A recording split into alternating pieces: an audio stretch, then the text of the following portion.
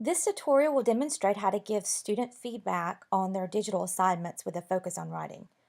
Now, when you've shared folders with your students, you can access their writing within your Google Drive. And I have an individual folder for each student that they've created and shared with me using Gmail. And this little icon here indicates, as you can see, that this folder is shared.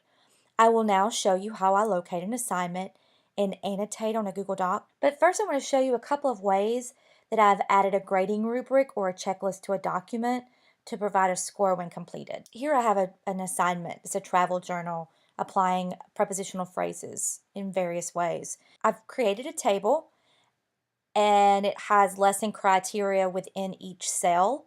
And you can shade the boxes up here if you go to table. Actually, let me click on this table. You can go to table and you can go to table properties and you can change the cell background color if you want to shade in different aspect or different parts of your table. I assigned a point value and we give standards of a 1, 2, and 3. So that's the point system that I've used. And down here, after I add up all of these points, it gives them a final grade. Another example for when I grade writing is from the use of a rubric. So I've begun adding the rubric along with the student writing, but I can click on this hyperlink and it will take me to the rubric in which I've used for grading this piece of writing. And I have the skills or competencies here in this section of the table. So I used a Google table. So creating a table, you just decide how many cells that you want, and you create that by selecting the dimensions. And then across the top, I just identify each column. Here I have the skills and competencies, and this is what is on our report card. And then this is the criteria for the student's expectations when writing a memoir. And then we have our standards 1, 2, and 3. And this is right here is the point system. And these points add up at the bottom. Actually, they don't add up. They add up actually to equal 100 if it's a perfect memoir. So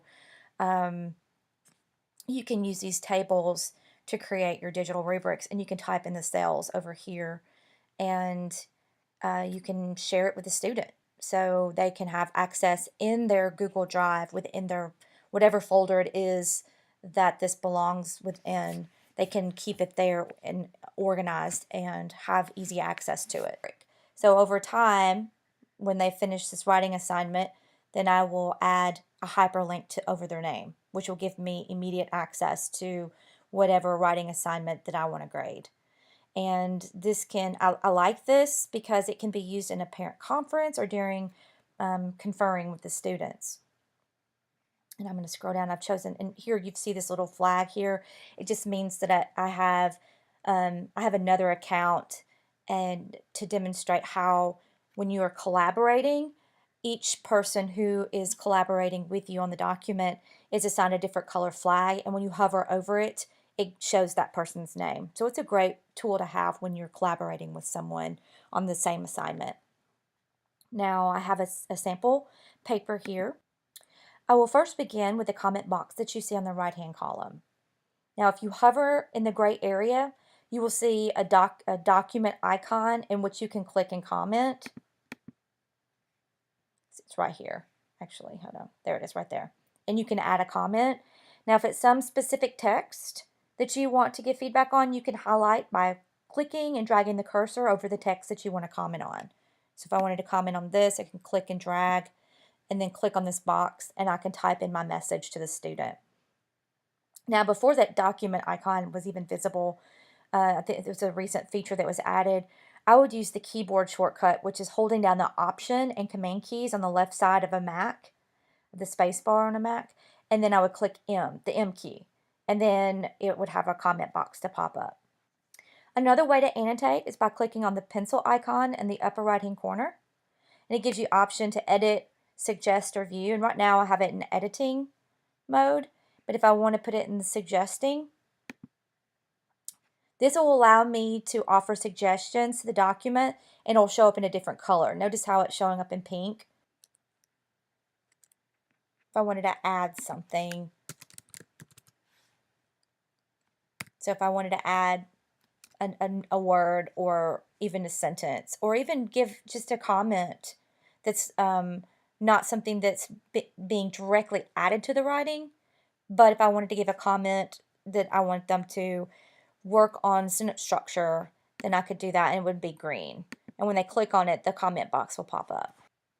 Once the feedback from the comment box has been applied by the student, it can then be resolved by clicking on the Resolve button. So I can go here to the Resolve button and click Resolve. It then goes to a comment box in the upper right-hand corner of the document next to the Share button. If you want to open a comment back up because you've noticed that the feedback wasn't applied, you can click on the comment box and then you can reopen. So if I wanted to reopen this, I can click Reopen and it'll show back up on the document. I really like how the timestamp is given each time that I do so.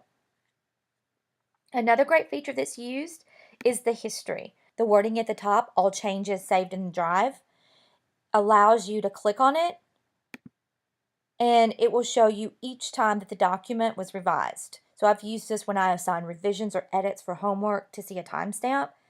It will also show how many edits were made in the upper right-hand corner of that timestamp. So let me just show you, for example, if I click on this, I can actually restore this version if I wanted to. And it shows that the student made 18 edits on February the 3rd. So the text will be a different color. So if I scroll down, it'll show different color. It'll show the words that were replaced. It'll show sentence structure that was revised. So it really allows me to see the changes that have been made to improve the writing piece.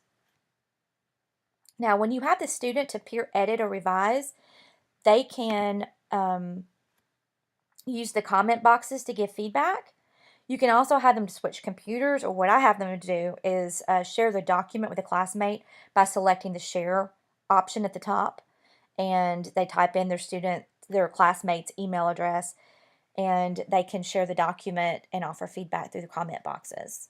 And if the student feels as if the feedback is valuable and they can use it, then they can resolve or just not apply it at all. So that concludes the tutorial, and I hope that you continue to have a successful digital journey.